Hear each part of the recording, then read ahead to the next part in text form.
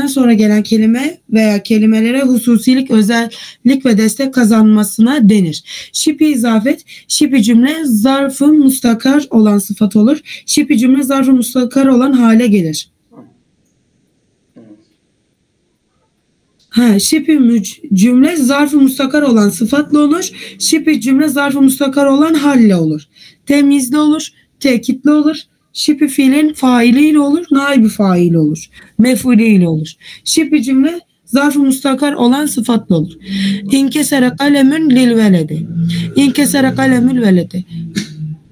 Bir çocuğun kalemi kırıldı. Mesela inkesere kalemün lil veledi burada yani ne ile gelmiştir? Fail ile değil mi? Şipi cümle mustakar olan sıfatla olur. Değil mi?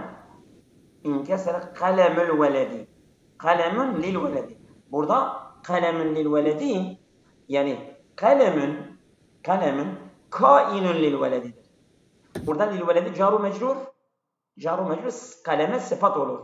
Biz demiştik ki caru mecrur eğer nekire bir isimden sonra gelirse ona ne olur? Sıfat olur değil mi? Sıfat olur. Marife olsa hal olur. Lil veledi inkesere kalemun birinci cümlede. İnkesel kalemin lil veledi. Burada lil veledi kaleme ne olur? Sıfat olur. İşte bu sıfat olan zarf-ı müstakar, biz ona izafe yapabiliriz. Ne diyoruz? İnkesel kalemil veledi. Bak izafe olmuştur. Bu değil mi? Gördün?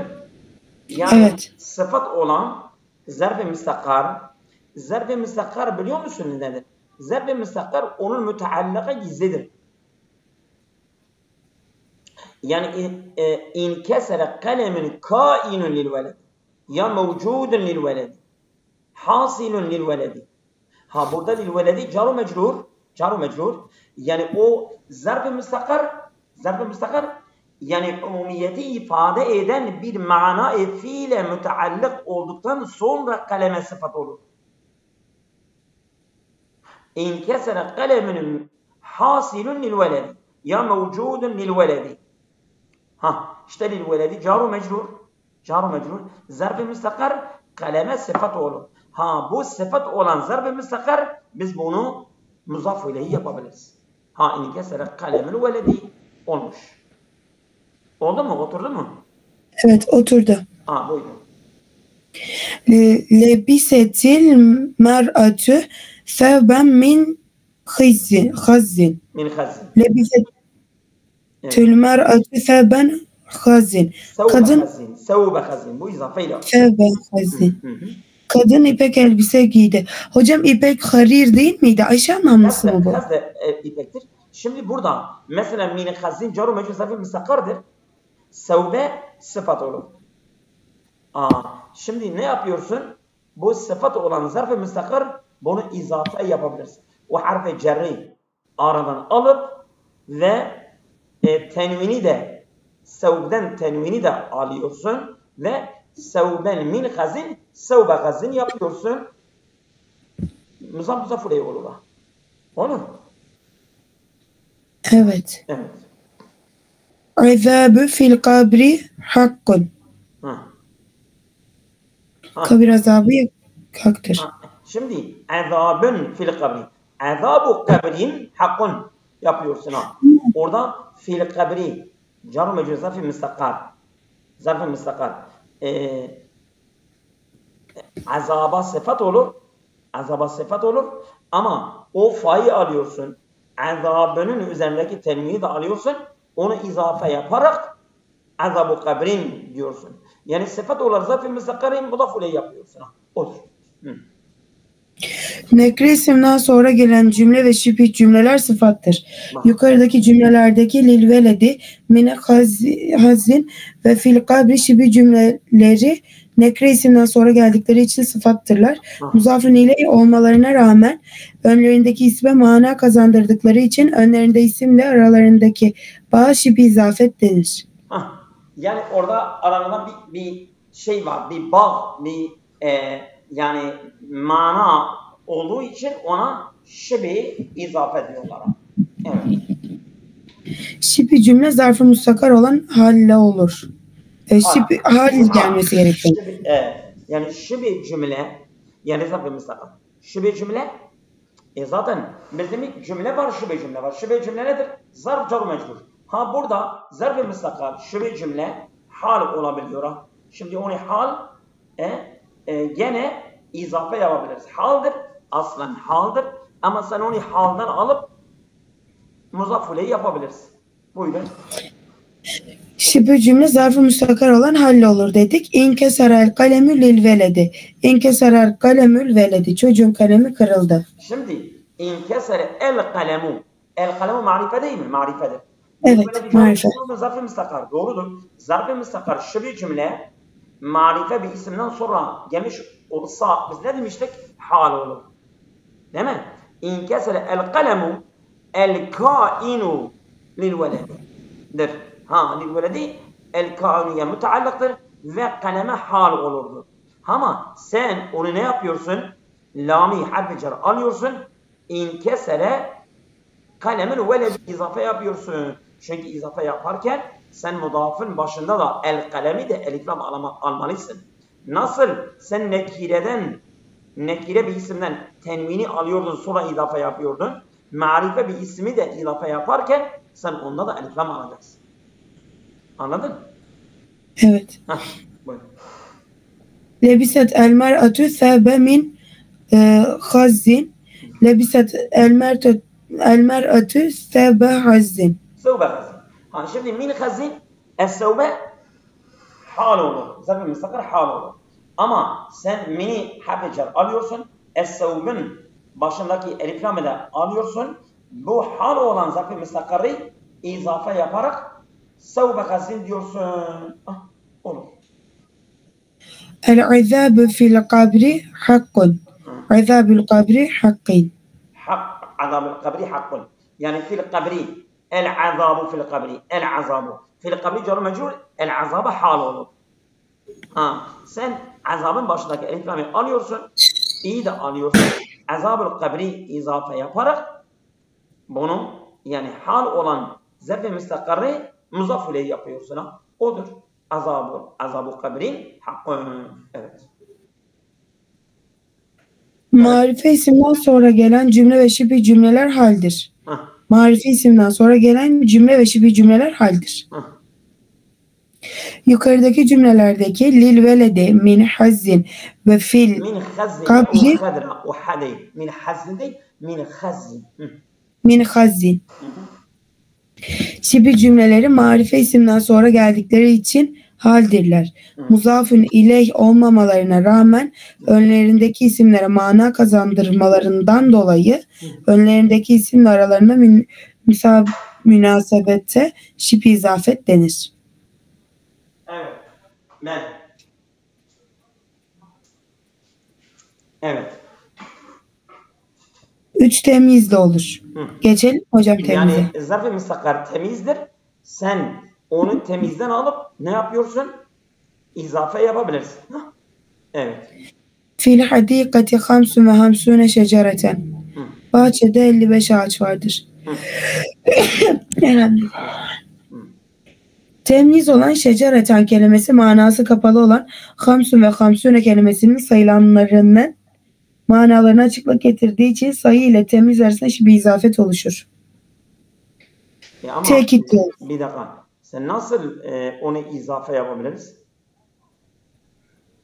Hadikati hamsun ve hamsune şecereten. Bunun yani şecereten temizdir. Ama mesela fil hadikati hamsu şeceretin olabilir. Hamsu şeceretin değil mi? Temizdir. Onu izafe değil mi? Yani mesela izafe ve muzaffuleyi olur. Ama yani mesela 11 ile 99'un temizi illa mansuptur. Ama mesela 3 ile 10 veyahut mi'etu el bunların temizi mensup değil, mecrur gelebilir. Muzaff değil. Doğrudur. Yani muhakkak burada onu kastediyor. Ama illa 55 yani bu sayının temizi mecbur gelmez. Mansuptur. Oldu mu? Evet hocam. Onu biliyorsun. Sayılarda görmüştük. Evet. Devam edin. Temiz olan şecereten kelimesi manası kapalı olan hamsun ve hamsune kelimelerinin sayılanlarının manalarına açıklık getirdiği için sayı ile temiz arasında şibi izafet olur. Mış. Şibi izafettir. Evet. Tekitli olur. Karatül kitabe küllühü. Küllün kelimesi el kitabe kelimesinin manasını açıkladığı için aralarında şibi izafet oluşur. Yani karatül kitabel külli değil. Kitabel külli izafe değil. Yani burada şibi izafe yani nasıl muzaf arasında bir münasebet var. Bir mana bağlantısı var muzaf arasında. Burada onu demek istiyor. Tekit ve müekked arasında da öyle bir bağlantı, bir münasebet var. Bu şube izafedir. Onu demek istiyor. Yani lafız bakımından şube izafedir. O da yani mecrur olacak o manada değildir. Bu yani İrab bakımında değil. Mana bakımında burada bakıyor. Ben öyle anlıyorum. Bak. Karetül kitabe kullehu. Yani kitabe kul aralarında bir mana bakımından bir münasebet var. Bir bağlantı var değil mi? Nasıl evet. Mudaf arasında bir münasebet var, bir bağlantı var, bir bağ var. İşte tekit ve müekked arasında da bir münasebet var, bir bağ var. Buna ne diyorlar? Bunun adı şebe izafet diyorlar. Ben öyle anladım. Çünkü yani karatu kitabel külli olmaz. Kitabel külli mana da düzelmiyor. Yani izafe şeklinde illa muzaffuleyi olarak okuyacaksın. Şebe izafe olacak değildir. Şebe izafe demek yani nasıl muzaffuleyi arasında bir münasebet var, bir bağlantı var. Tekit ve müekked arasında da bir bağlantı, bir münasebet var. Nasıl temyiz ve mümeyyez arasında bir münasebet var. Temyiz ve mümeyyez arasında bir münasebet var. Onun için ona şebe izafe diyorlar. Bu manevi bir benzerliktir. Lafzi bir benzerlik İrab olarak da değildir. Buyurun. Şimdi şipi fiilin failiyle olur. El medinetü nazifetün şevari'uha. Evet, nazifetünün faili bu. Şimdi burada şipi fiildir. Yani şipi fiil demek nazifetün ismi faildir. Evet. Değil mi? Nazif. Sıfatı müşebbe. Yani Fail. aslında el-medine nazifetun yani manzufetun aslında. Yani isim mef'uldür. İsmi fail değildir. Mesela fa'ilun kalıbı değerli hocam. Fa'ilun kalıbı bazen fa'ilun manasındadır, bazen mef'ulun manasındadır. Anladım. Örnek vereyim. Mesela rahimun fa'ilun değil mi? Evet. Rahimun bima'na rahimi. Bima'na fa'ili. Allahu rahimun. Allah rahimdir. Yani rahim burada rahimun manasındadır. Fa'ilun manasındadır. Ama mesela raculun cerihun bir adam yaralıdır. Cerihun mecruhun manasındadır. Anladım. Bazen fa'ilun manasına geliyor. Bazen fa'ilun mef'ulun manasına geliyor. Burada nazifun manzufun manasına geliyor. Manzufun. Neden? Çünkü şehir temizdir. Temiz demek yani temizleyici değildir. Temizlenmiştir. Değil anladım mi? hocam. Şimdi şehir birisini temizliyor mu? Nazifun ya nazifetun. El medinetu nazifet. Şehir temizleyicidir. Hayır. Şehir temizlenmiştir. Şehir temizlenmiştir. Burada nazifun yani menzufetun manasındadır. Anladın mı? Anladım hocam. Bunun için Burada menzufetun anlamında. ya bu şibi fiildir. Yani şevari'u el medinetu nazifetun şevari'uha. El medinetu mübteda, nazifetun haberdir. Değil mi? Şevari'uha nazifetun faili kabul etmiştir.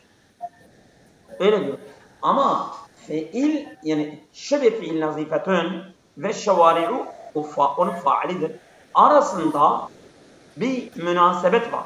Nasıl mudaf ile arasında bir münasebet var. Burada şibi fiil ve faili arasında şibi fiil. Aslında fail de değildir. Naibi faildir. Naibi fail. Yani onun caddeleri temizlenmiştir. Çünkü burada isim mef'ul manasında. İsim mef'ul de naibi fail alır. Fail almaz. İsmi fail alır. İsmi mef'ul naibi fail alır. Mesela ismi fail ma'lum bir fiilin yerine geçer. İsmi mef'ul meçhul bir fiilin yerine geçer. Evet hocam. Mesela mensurun yunsarudan türetilmiştir. İştikak yapmıştır. Ama nasirun yansurudan iştikak yapmıştır. Bunun için nazifetun şevari'uha. Burada şevari'u nazifetun naibi faali. Tamam oldu. Naibi faali ve şibi fiil nazifetun arasında bir şey var. Ne var? Bir münasebet var.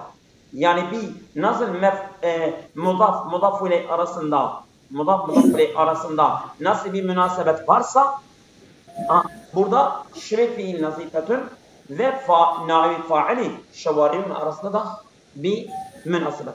Evet. Buyurun tamam. Nazifetün şifi fiildir. Şevari'uha onun failidir. Aslında naibi fail desem bunu bilen. Tamam. Ama burada fail demiştir. Evet. Şevari'uha kelimesi nazifetün kelimesinin manasına açıklık kazandırdığı için şibi izafet olur. Şibi izafet. Yani mana bakımından yani lafız bakımından şevari'u mecrurdur. Yani bu muzafileye benzer değildir. Mana bakımından. Yani onun şibiyeti, benzerliği mana bakımındadır. Evet. Naibi fail ile olur. Hüve karaviyyün hadimuhu. Onun hizmetçisi köylüdür. Evet. Onun hizmetçisi köylüdür. Köylü. Hüve karaviyyün hadimuhu. Onun hizmetçisi köylüdür. Karaviyyün. Yani burada bu şibi naibi faildir. Yani burada bir oku hele ne diyor? Hadimuhu şibih fiilin naibi faildir. Manasına açıklık getirdiğinden şibih izafet oluşmuştur. Hadimu kuraviyyun faalidir. Kuraviyyun ismi mensuptur. İsmi mensup. Anladınız mı? İsmi mensubu hatırlıyor musun? Evet hocam Karaviyyun. Mekkiyun. Kuraviyyun. Köye mensup olan. İsmi mensup de demek ki onun naibi faal olur. O da ism mef'ul şeyindedir konumundadır. Evet. İsm mensup ve faili arasında bir münasebet var. Nasıl ki mudaf ve mudaf ile arasında bir münasebet var. Buyurun. Hadimuhu şibih fiilin naibi faildir. Manasına açıklık getirdiğinden şibih izafet olmuştur. Tamam. Mef'ulü ile olur. İlmün billahi hayrun. İlmün billahi hayrun. Allah'ı bilmek hayırlıdır. Billahi ilmün mastar şibih fiilinin sarı olmayan mef'ulüdür. Manası açıklık kazandırdığı için şibih izafet olur. Yani ilmün billahi yani en te'lemellâhedir. En te'lemallâhe hayrun. İlmin mazdardır. Yani bu normal bir fiilin konumundadır. Yani en te'lemallâhe Allah'e. Orada Allah'e değil mi?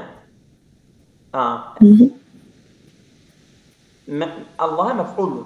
Mef'ul konumundadır. Mef'ul konumundadır. İlmen billahi demiş. Burada ilmen billahi ilim ile Allah arasında yani mazdar şu bir fiildir. Mazdar şu bir fiildir. Ve mef'ul ki billahidir. Arasında bir mana münasebeti vardır. Nasıl ki mudaf ve mudafun arasında bir münasebet vardır. Evet.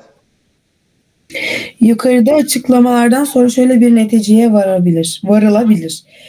Bir isim sıfatla izafetle, şibi izafetle hususilik kazanır. Yani manası biraz da açıklanmış olur. Yani mesela isim bu şekiller biraz taksis ifade alıyor Tamam mı?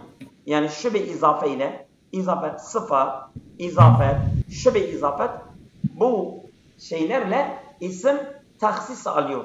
Yani biraz hususiyetliği kazandırıyor. Çünkü nekire bir isim onu müpteda yapamazsın. Yani söz konusu olmaz. Özne olmaz. Müsnedu ileyhi olmaz. Ama onun bir sıfatı varsa, onun bir izafeti varsa, şu bir izafeti varsa bu müpteda olabilir. Müsnedu ileyhi olabilir. Söz konusu olabilir. Evet. Dakhala Selim'ün hadikatel medreseti. İzafetin irabı. Şimdi evet. İzafet irabı söylüyor. Evet. Dakhale fi'lun madin mebniun alel fetihi. Selim'ün fa'lun merfu'un bid-dammeti. Hadikate mef'ulun bihi mensubun bil fethati ve huve mudafun mef'ulun fihi zarful mekani. Aynen. El medresete mudafun ileyhi mecrurun bil kesreti. Asıl olan odur. Hadikatul medreseti. Bak. Hadikatul medreseti. Hadikatel pardon. Hadikatel medreseti. Hadikatel mudaf. Medreseti mudaf oraya olmuş. Mecrur. Evet.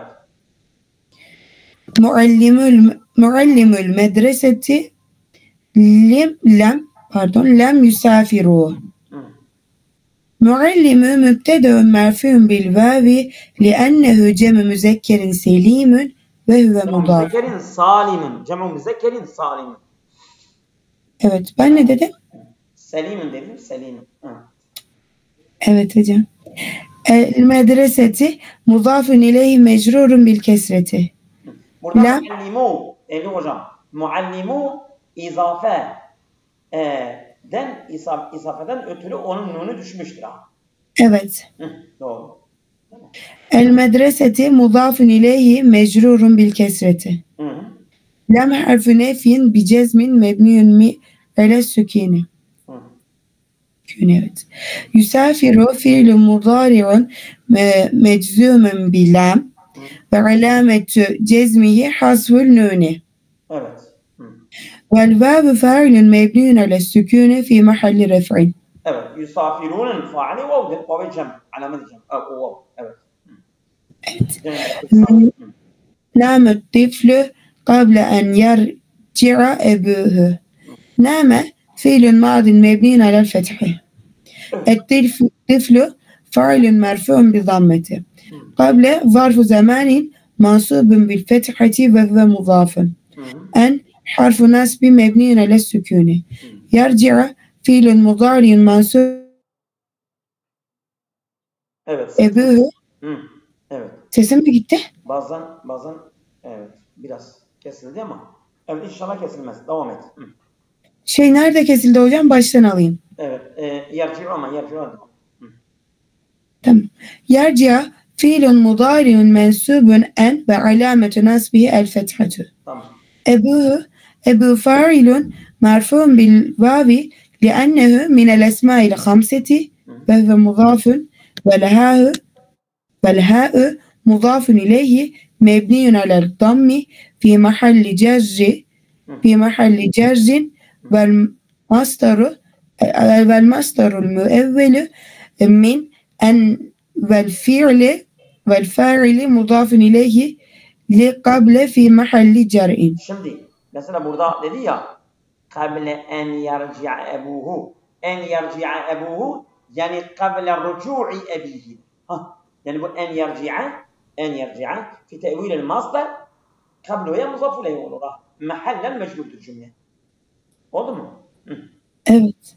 Hadara صديقك إلى الاجتماع.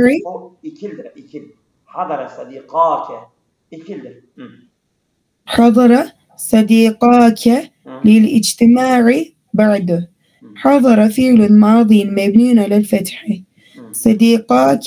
صديقا فاعل مرفوع بالألف لأنه مثنى وهو مضاف والكاف مضاف إليه مبني على الفتح في محل جر. إلى الاجتماع إلى حرف جر مبني على السكون والاجتماع مجرور بإلى وعلامة جره الكسرة. بعد ظرف زمان مبني على الضم في محل نصب. لما هطل المطر جرى السيل. هطل يعني بمعنى نزل. Sağanak yağış. Sağanak. لما اسم شرط غير جازم مبني على السكون في محل نصب على الظرفية الزمانية وهو مضاف. حطل فعل ماض مبني على السكون. المطر فاعل مرفوع بضمه. Hatala'ya baktık. Yağmuru iri taneliyle yoğun bir şekilde yağmak. Yağmur bardaktan boşalıncaya yağmak. Şiddetli yağmak. Oldu mu? Teşekkürler. El mataru fa'ilun merfu'un bi dammeti. Cera fi'lun madin mebniun alel fethi fethil mukadderi alel elifi. Es-seylu fa'ilun merfu'un bi dammeti. Cümleti hatel mataru mudafun ileyhi fi mahalli cerrin. Yani lemmaya Evet. Lemma hatale el mataru. O hatale el mataru biz dedik ya o fiil şart cümlesi lemmaya muzaf ileyhi olur. Mahallen meşhurdur. Evet. Cümletül cera seylu cevabı şartı gayre cazimin la mahalle leha minel i'rab. Çünkü lemma cezim yapmıyor ha. Cezim yapmadığı için hatale ve ceradan amel etmemiştir. Allah. Evet. Bitirdik. Hocam yorulmuşsam ben devam edebilirim ha. Yok hocam yorulmadım. Evet. Sadece hocam bu nezle var. Geçmiş olsun. Geçmiyor yanına, hocam. Su yanına alabilirsin. Yanımda. Cezim fiilin özelliğidir. Cer de ismin özelliğidir. Cer ve cezim zaten harf irabı kabul etmiyor. Harf mebnidir. Harf yani harfe irab söz konusu değildir. Cer min havasil ismi vel cezmu min havasil fi'li. Vel cerru kısmani. Kısmen bin idafeti ve kad sabaka ve kısmen bi hurufil cerri ve senebde'u bi inşallah. Tefaddali. Buyurun. Mesahtu yeddi bil mendile. Elimi mendille sildim. Burada değil. Harf-i cerdir. Mendili mecbur yapmıştır. Bu harf-i cerler hangi ismin başına gelirse onu esleri yaparlar. Evet. Hâzel veledu min üsretin asiletin. Bu çocuk soylu bir ailedendir. Evet. Amilel ummalu ilel mesai. İşçiler akşama kadar çalıştılar. Evet. İbteda'de el qitaru anil mahaddeti. Tren istasyondan uzaklaştı. Şimdi yukarıda görün. Min, ila ve an. Bu harf-i cerler tekede gelmişlerdir. Onlardan sonra gelen O isimler de tek tek mecrur olmuşlar. Evet. Yukarıda da görüldüğü gibi harf gibi cer harfleri adı verilen ön takılar isimlerin önlerine gelir, onları mecrur yaparlar. Aynen. O farklı bir ifade aynı demiştir. Evet doğru. Cer harfleri. Huruf cer. Evet. Be, min, ila, an, ala, li, fi, ke, hatta, rabbe, rubbe. Rubbeme bundan mı gelir hocam? Rubbe de harf cer olarak geliyor. Şimdi ondan da örnek verilecek. Evet. Tabii bu kitap mesela biz harf cerleri bu kadar geniş yeni görüyoruz. Mesela bu Kavaid-i Arabiyet-i Müyessere'yi de biz okuduk. Orada da harf cerler vardı. Biz gördük ama bu kadar değillerdi. Evet. Vavul kasem, ta'ül kasem. Ondan sonra haşa, muth, munzu, hala, ida, levla, key, lealle. Evet. Be. Tek tek örnek verecek ve geçecek. Evet. Bi, ile, için, sebebiyle, a, d, da, den. Ba'nın manası bu. Tek tek manasını veriyor ve örnek veriyor. Çok güzel. Evet. Bunları hızlı okuyalım geçelim hocam. Evet, bunları biliyoruz diye. Kolay. Evet. Çok kolay bu. Katerdil, hubze, bis sikkini. Ekmeğe bıçakla kestim.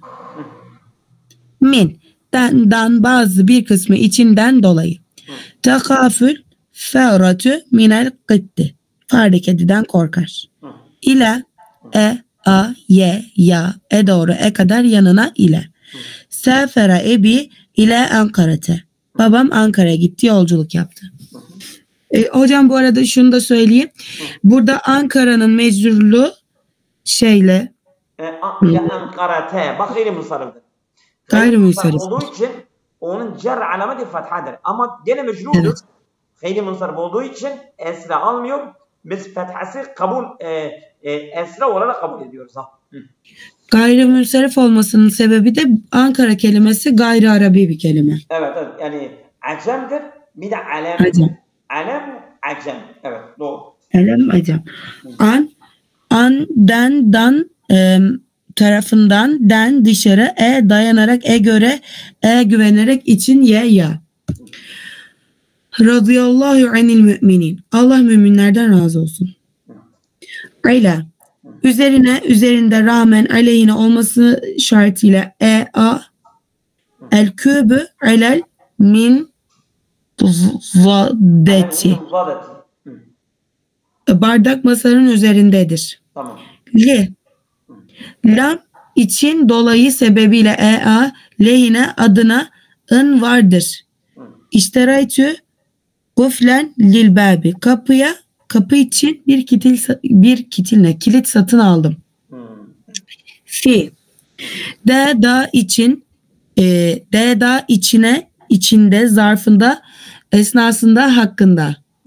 Ra'eytü zi'ben fil gâbeti. Ormanda kurt gördüm.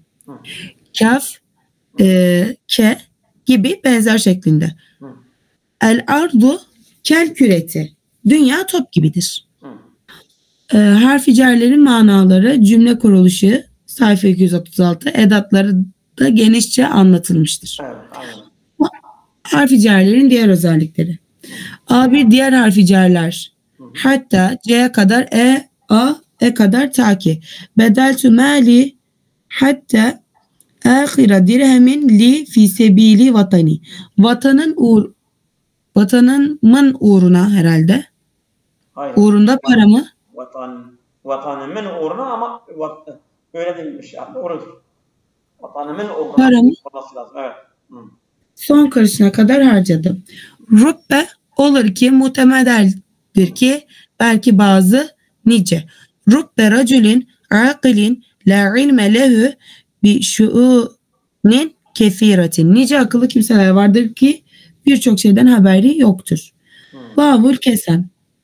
Yemin bağlı yani. Vallahi andolsun yemin ederim hakkı için. Vallahi innel müştehidine nacihun. Allah yemin ederim ki muhakkak çalışanlar başarır. Ta ülkesem. Yemin tası. Tallahi lekad eferaka Allahu aleyna. Bu ayet hocam. Evet. Allah'a yemin ederim ki Allah seni bizden üstün kıldı. Yani bu Hazreti Yusuf Yusuf'un Aleyhisselam'ın abileri diyor. kardeşleri onun huzurunda söylüyorlar. Evet. Evet. Hala ada haşa. Ra'eytü rifaqi khala vahidin. Ra'eytü rifaqi ada vahidin. Ra'eytü rifaqi haşa vahidin. Biri hariç arkadaşlarımı gördüm.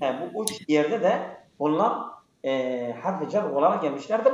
Biz istisnada gördük. Bunlar Evet. fiil de gelebiliyorlar ve harf-i cer olarak da gelebiliyorlar. Ama mesela eğer başlarında aşağı hariç eda ve kala başında ma varsa kesin bunlar fiildir. Onlardan sonra gelen isim mensup olur, onlara mef'ul olur. Ama ma yoksa hem fiil gelebilir, onlardan sonra mef'ul olur. Hem harf-i cer olarak gelir, onlardan sonra mecrur olur. Onlara harf-i cer denir. Evet. Muz munzu. Muz munzu. Muz munzu başka hariç ancak yalnız dışında den beri. Hocam muzu daha çok kullanılıyor sanki değil mi? Aynen. Ben muzu biliyorum ama hiç duymuyorum. Doğru. Ma ra'eytüke muz selâfeti eyyamin. Ma ra'eytüke munzu selâfeti eyyamin. Seni 3 gündür görmedim. Yani mana bakımından hiç farkı yok. Aynıdır ha. Evet. Levle olmamış olsa, olmasaydı, meseydi, eğer meseydi, şayet meseydi, nokta ile ahir. Levle ente lemâte küllene. Sen olmasaydın gerçekten hepimiz ölürdük. Lemâte kullûne. Evet. Doğru. Levle harfi cer kabul edilirse. Mehallen meşhurdur levla ya. Evet. Aynen. Evet hocam. Çünkü zamirler mebnidir. Tabii. Levle hocam ente zamir değil mi? Nasıl? Zamir değil mi? Ben şaşırmıyorum. İsmi işaretle karıştırdım bir yer. Ente zamirdir. Tabii hocam ben hazihi ile karıştırdım. Küçük bir an ismi işaretle gittiler. Levle harfi cer kabul edilirse ente mecrur yerinde durumunda müpteda haberi de mahsup kainun mevcudun olur. Evet. Bu görüş zayıftır. Levla ente. Demişler ha. Levla bak. Harf cer kabul edilirse ente mecrur yerinde yani durumunda müpteda haber. Yani bazıları demişler levla ente mehallen. Onun iki tane mahalli var. Bir tanesi levla ile mecrurdur ama onun yani mahalli ba'id, mahalli karib öyledir. Mahalli ba'id de müptedadır. Onun haberi mahzuftur. Levla ente mevcudun. Onun haberi mahzuftur. Lema tekulluna aynıdır. Levla ente mevcudundur. O bazıları öyle demişlerdir. Ama bu diyor, bu görüş zayıf değil mi? Zayıf dedi hocam. Öyle zikretti. Tamam. Evet, tamam. K için, dı için, mek için, mesi için yüzünden den dolayı uğruna sın diyemek üzere takip. Ceddü ilal medreseti key etalleme. Öğrenmek için okula geldim. Key harfi cer kabul edilince gizli en muzari fiili nasb eder. En etalleme mastarı mevveli mahallen mecrur olur. Yani key yahut sorma. En etallemedir. Burada key eğer harf cerse harf cer fiilin başına gelmez. Fiilin başına gelirse fiil mecrur olmaz ki. Orada en gizlidir. O en cümleyi mazdarleştiriyor. Yani cidüke ilel medezi yani li ta'limidir. Key de lam manasındadır. En etealleme de ta'limdir. Li ta'limidir. Li ta'limi olur ona mecrur olur. Anladınız mı? Çünkü key etealleme key harfe cerse etealleme fiildir. Fiili mecrur yapmaz ki. Yani bir ismin başına gelmesi gerekir. Çünkü onu mecrur yapacak. Biz diyoruz ki etealleme en eteallemedir. En etealleme de yani fiiliyle en masdar-ı müevvel olarak ta'lim olur. Key de lam manasındadır. Li ta'limi olur. Şimdi ele ne diyor? O key. Key harfi cer kabul edilince Key harfi cer kabul. Evet, devam et. Şimdi key harfi cer kabul edilince gizleyen muzari fiili nasb eder. En eta'alleme masdar-ı müevveli mahallen mecrur olur. Yahut soru masının önüne gelir. Ma mebni olduğu için mahallen mecrurdur. Soru ismi ma harfi cerle birleşince elif ve düşer. Keyme olur. Amme gibi yani. Key yani keyme olur. Evet. Bazıları öyle demişler. Evet. Yani keyme bima'na limâza. Aynen. Evet. Keyme faalte bihâza. Bunu bana niçin yaptın? Aynen doğru. Le'ille. Belki umulur yani ki bu ma da en manasındandır ha. Keyme keyma faalte yani key'en faaldedir gibi ha. Yani işte bab ma o may şeydir değil mi? May masdariyedir diyor değil mi? soru ma'sı geliyor. Tabii. Hocam Soruma. May istifamiye. Onlar da evet. Gelirse gene meşhur yani cer yapıyor ama hallen meşhur ediyor. Evet. La'ille belki umulur ki ola ki ihtimal ki muhtemeldir ki sanılmaktadır ki herhalde olmalı korkarım ki. La'ille aleyhin kad etel ane. Şimdi Ali gelmiş olmalı. Ukay kabilesi lehçesi dışında bütün dilciler la'illa'yı ismi nasb haberini refeden inne ve benzerlerinden el-hurufi bil müşebbetil fiili kabul etmişlerdir. Bugün la'ille harficer olarak kullanılmamaktadır. Ukay kabilesi onu harfecer ama diğer Araplar hepsi la'ille harfecer değil. Bu hurufi müşebbe bil fiilin yani inne ve kardeşlerinden biri olarak kabul etmişlerdir. Tabi onlar da tansibül ismi ve tarfa'ul haberedir. Değil mi? Evet hocam. Evet. Hocam bu Ukay kabilesi sanırım büyük bir kabile. Yani mesela Ukayl var, Hicaz var, Temimi var. Öyle lehçeler var ha. Şimdi mesela Karadeniz'in Türkçesi, İstanbul'un Türkçesi, Diyarbakır'ın Türkçesi değil mi? Farklıdır. Farklı lehçelerdir. Evet. Değil mi? İşte Araplar da öyle. Mesela Kürtçe de öyle. Mesela biz Süleymaniye gittiğimizde %50 biz onlardan anlamıyoruz. Irak'ta. Onlar Suranice konuşuyorlar. Onlar da Kürt.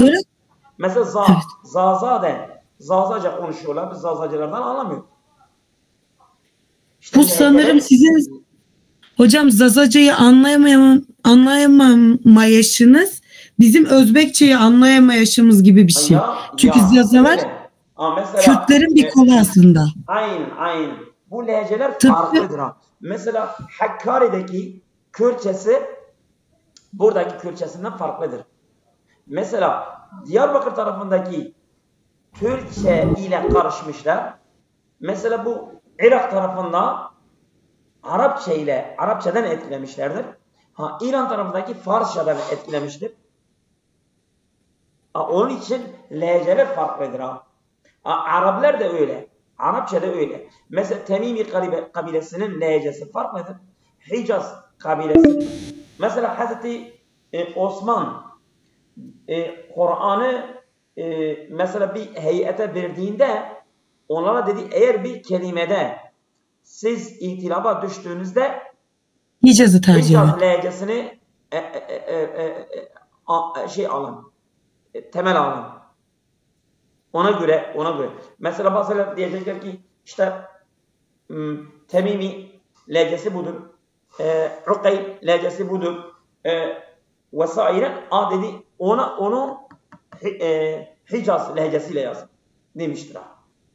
Oldu mu? Hocam aslında sizin Kürtçeniz de Farsçanın çocuğu. Farsçanın bir parçası değil mi? Koludur. Doğrudur.